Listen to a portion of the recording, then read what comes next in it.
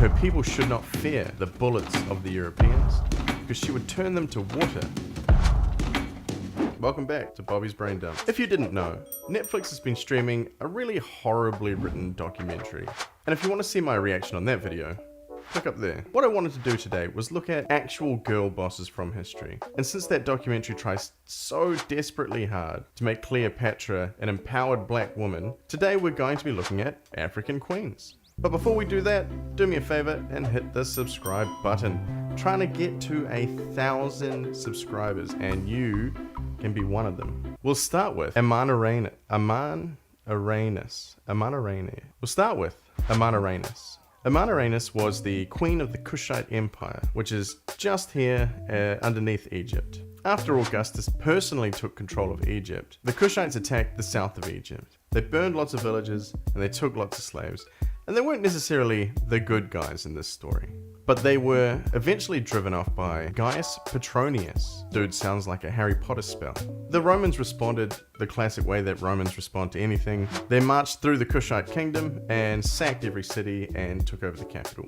Undeterred by this, Queen Amanirenas, who was said to have been a short, masculine-looking, one-eyed woman, rallied her people and started a campaign against the Romans. Details are sparse, but it ended up with a Kushite victory and the Romans signing a peace treaty and withdrawing to Egypt. Now, doesn't that sound way more interesting than more stuff about Cleopatra? Sort of like our next more deserving than Cleopatra African queen, Muhumusa, a woman who lived in colonial Rwanda.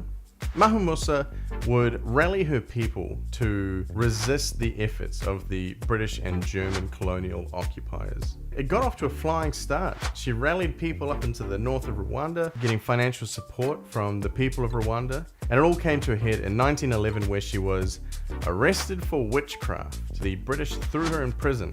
She would die as a captive in 1945. Now, something that makes it even crazier is that she was said to have been possessed by a spirit, and that spirit was basically the vengeance of Rwanda, and that her people should not fear the bullets of the Europeans because she would turn them to water. That would be way more interesting than dribbling over Cleopatra for the upteenth time. Anyway, that is it for Weird History. On the next one, we'll be looking at some of my personal favorite girl bosses in history. We'll be looking at Boudica and Tomiris. Thanks for watching. Catch you on the next one. Peace. Blip.